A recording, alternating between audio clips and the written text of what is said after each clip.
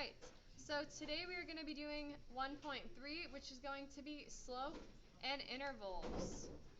Okay, so let's talk a little bit about what rate of change is. Rate of change is a version of slope where we have the change in y over the change in x. You may also see this algebraically written as y2 minus y1 over x2 minus x1. Very good. And then sometimes when you have a graph, you may see that they'd use rise over run. Okay, these are all the same thing.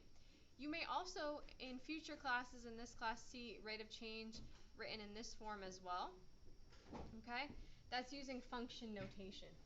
All right, so it's one and the same. And then we're going to talk about what a turning point is. A turning point is a point on the graph where we change from increase to decrease or vice versa. So it's a point in the graph where we change the direction that we were once going. So let's start with number 1. So we're going to look at this graph and we're going to identify the increase and the decrease intervals. So just to get started, I'm going to actually highlight these in different colors so that you can see what's happening. So first and foremost, I want to mention a few things about increase, decrease, constant intervals. They will always use curved brackets. The only time you throw in square brackets is when we do domain and range. Increase, decrease intervals always are based on x values, never y. Okay, x, never y. All right? So, our function is decreasing here. It's also decreasing here, right? Even though it changes the speed at which it decreases, it's still decreasing. And it's also decreasing here. So does everybody see how I was able to see that visually, what a decrease looks like? All right, so decreasing are going to be in yellow. Increase I'm going to do in pink. So this may be a good time if you want to highlight, if you want to get a visual representation of this.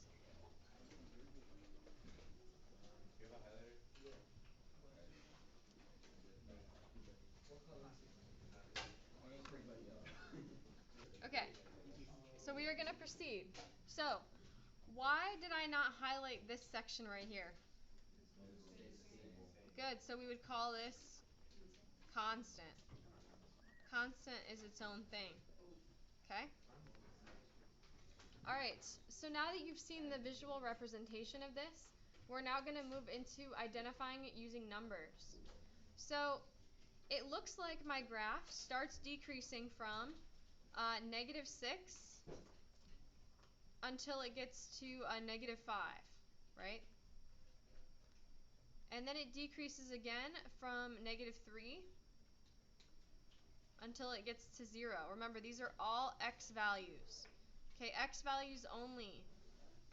We don't care about what the y is doing. Okay, only x. And then it decreases again from 5 to 7. Okay? So does everybody see how I identified that? Just using the x values for which this stops and starts. And then we increase from -5 to -3. And then we increase again from 0 until we get to +3. So everybody see where I got those numbers from. And then where's the constant interval exist? Good, 3 to 5. Okay. Now we're going to talk about the domain and range, just like we did yesterday. Or not yesterday, you know what I mean. So, first and foremost, domain. Domain is how far the function goes left to how far the function goes right. Now, does this function go on forever in either direction? No, because there's no arrowhead indicating it does. So the furthest to the left that this function is ever going to go, it looks to be is -6. And I use a square bracket to indicate that it's not going on forever and it's actually taking on that value. So you use a square bracket when it's just a line or a solid point, okay? And remember, you can use them in range and domain, but never in increase, decrease. And then the domain goes on until we get to 7, right? So that's how far we go left to right. As for the range, how low does this function go? -2. And how high does it go? 4. Okay, so that's how you find the domain and range. Now we're going to talk a little bit about average rate of change. When they give me an interval to calculate the average rate of change, these are two x values they want me to look at what's happening between, okay? So, they tell me about this x value of -5.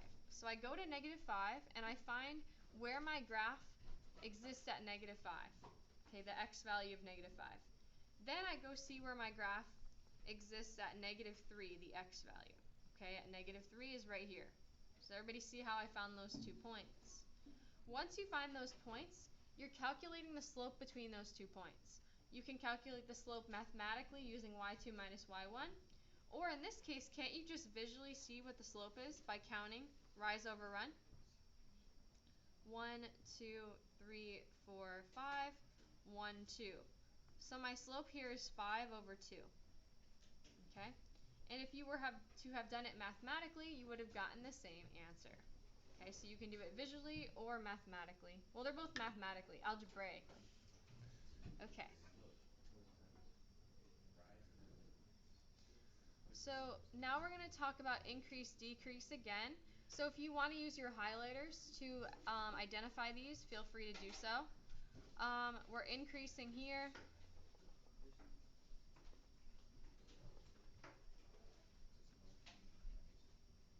We're increasing here.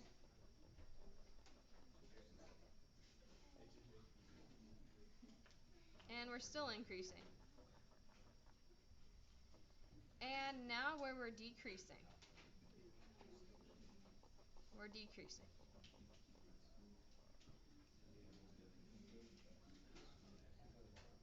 So does anyone have any questions about where we're increasing, where we're decreasing? All right. Guys. So we're decreasing from -5 until we get to 0, right? And we're increasing from -7 until we get to -5. And then we're increasing again from 0 until we get to the end of the graph, which is at 7. My domain is how far to the left and how far to the right, which is -7 to 7. And how low does my graph go? Up to 3. Good. Now we're going to look at our average rate of change at two x values. So I have an x value at 0, and I have my other x value at the 4. So you see the problem between those 2 points. Is it a straight line that I can calculate the slope of? No. So you have two options here. You can either take down those coordinates, like it would be 0, -2, and the other coordinate would be 4, 0. And you can go ahead and just calculate the slope mathematically using the formula on the previous page. Or, here's your other option. You can draw a straight line between those 2 points and calculate the slope of that line. So I'm going to do it that way. So the slope of this line, it looks like we go up 2 over 1, 2, 3, 4. So my slope is 2 over 4, which can be reduced to 1/2. So if you had done this graphically or algebraically, you would have gotten that answer. Okay?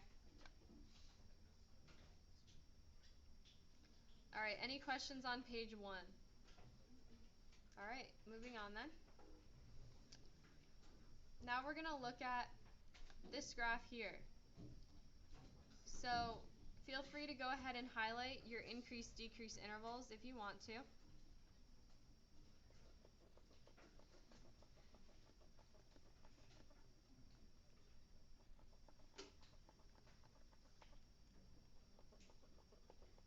I just find that this visual helps understand what's happening. So it looks like we're decreasing from -1 until we get to 5, right? And here's the thing about the increase. My function is starting, is my function have a definite starting point? No, because it has that arrowhead. So it's actually going to be increasing from negative infinity until it gets to negative 1, right?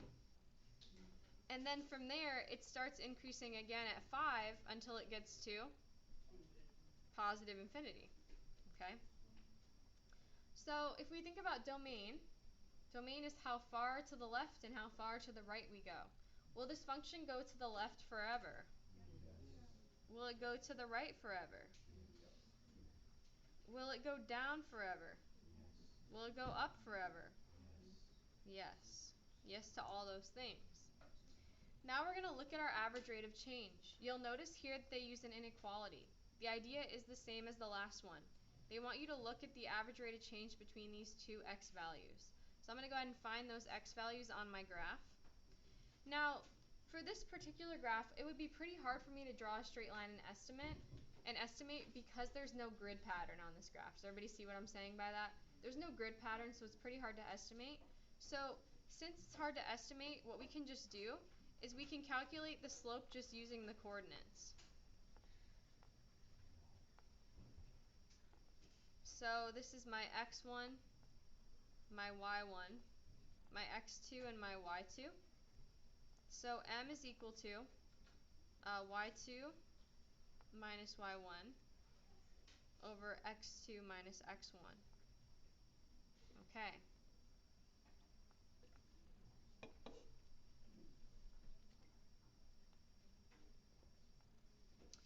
So negative 80 minus 28 would be negative 108.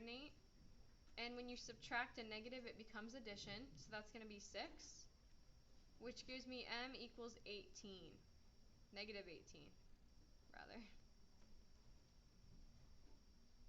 So that's how you can calculate the slope algebraically when the graph isn't feasible for you to do the visual calculation. Does that make sense to everybody? Okay. So now moving on to the next one, we have a graph that has a few different points of change. So first and foremost, I want to look at my decrease intervals. So let's go ahead and highlight.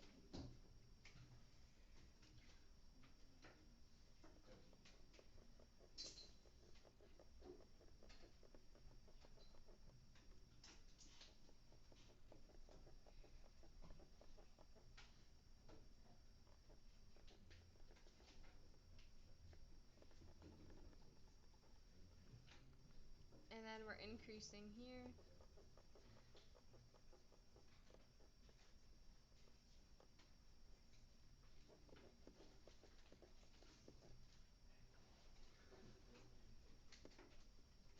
All right. Now we're going to identify those intervals. Notice that this one falls between two, grid patterns. So we're decreasing from what looks like negative 1.5 until we get to 0. And then we're decreasing from positive 1.5 until we get to positive infinity. It's just decreasing from there on out, right? And then as for my increase intervals, we're increasing from negative infinity all the way until we get to negative 1.5. And then we increase again from 0 to positive 1.5. Remember, always based on the x, never the y. Now we're going to look for our x-intercepts. That's where we cross the x-axis. And we cross the x-axis 4 times. We cross at negative 2, 0. We also cross at negative 1, 0. We cross at 1, 0. And also at 2, 0. So everybody see where those 4 x-intercepts are. Okay. Now what is my y-intercept? 0, negative 4. Good, 0, negative 4. Remember, y-intercepts, x-intercepts have zeros in opposite places. Now domain and range. is this graph eventually, if it goes wider and wider, is it going to take on every x value on the left? Yes. What about on the right? Yes. Is it going to go down forever?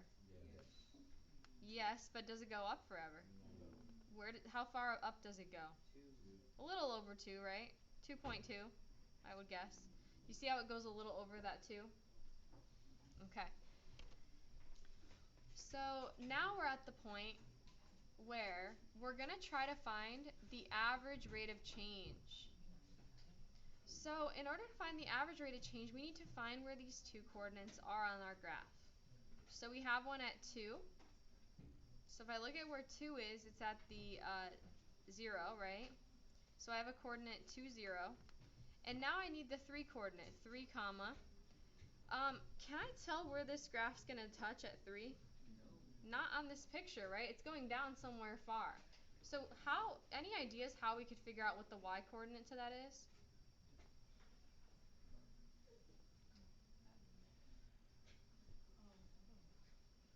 Any ideas? Yes.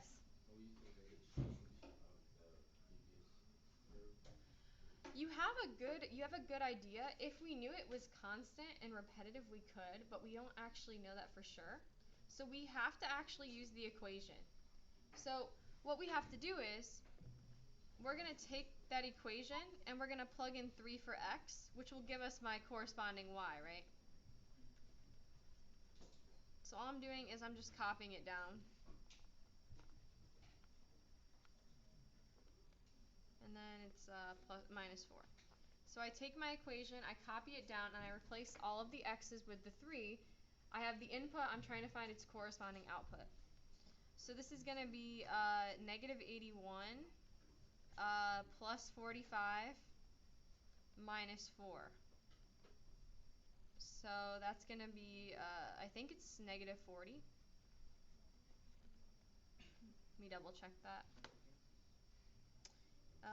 Negative 81 plus 45 minus 4. Yeah, negative 40.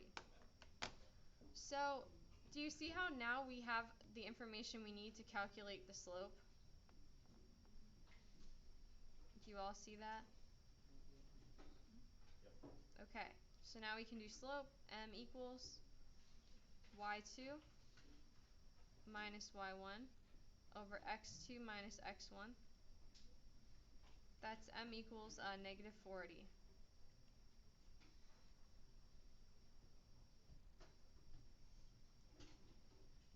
Do you have any questions about 3 or 4?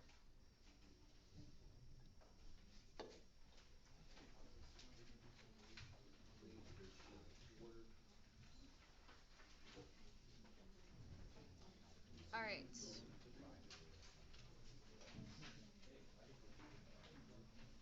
Now we're going to get into the easier problems. Yay. So this problem's asking us to find the rate of change from the values of 1 to 3. So the way that we go about doing that calculation is we find the coordinate for the 1, and we find the coordinate for the 3 as well. Okay? Those are the two coordinates that we are going to use to calculate the slope. Okay? So this is x1, y1, x2, and y2. This is m equals 16 minus 4 over 3 minus 1. That's going to be 12 over 2, which is 6. So that one's pretty easy, right? Okay. You ready to try number 6?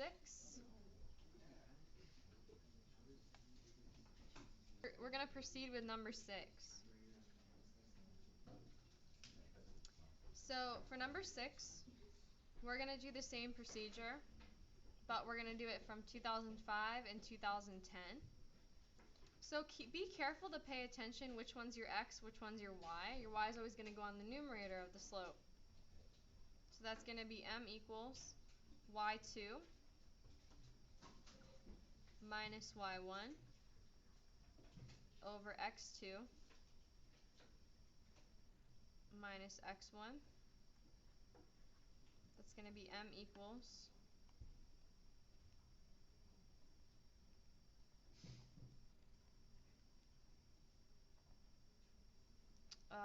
0.1606. 106. So I just did that calculation in the calculator. Okay? Do we have any questions about how I got that calculation? All right. A ball is thrown in the air and has a height of h of t is equal to negative 16 t squared plus 50t plus 3 feet after t seconds. What are the units to measure for the average rate of change of h? So we want to find what the units are going to be. So after t seconds, and we also have feet. So is t our independent or dependent variable? Independent.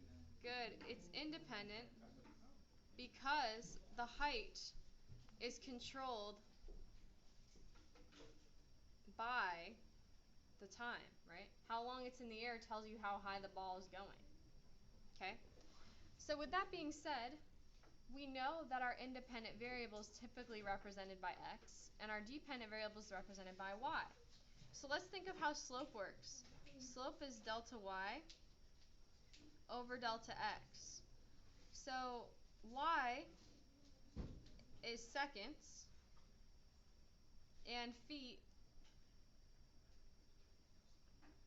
okay, seconds. Oh wait, I think I wrote it backwards, sorry.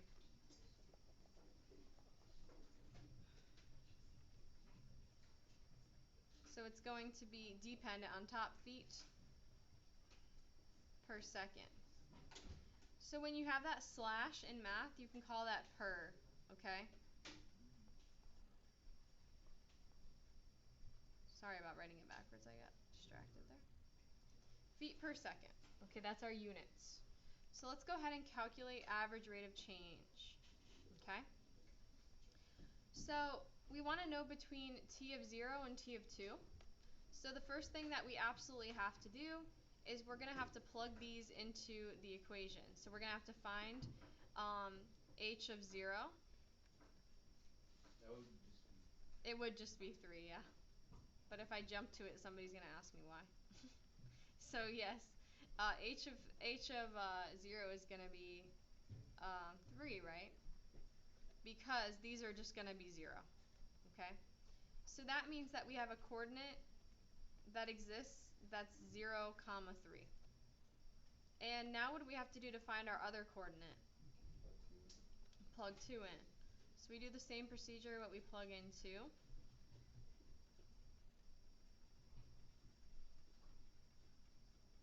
So that's going to be 2 squared is 4. Negative 16 times 4 is negative 64 plus 100 plus 3. That's going to be 160 negative, no. I think it's going to be 39, right?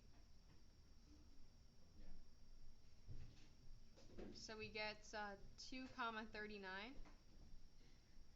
I don't know, I'm writing 36, sorry. 39. Okay.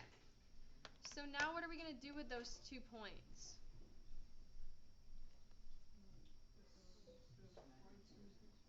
Yes, the y2 stuff.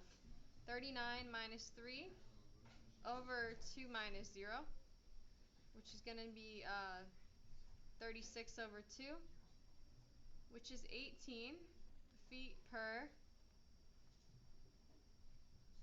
second.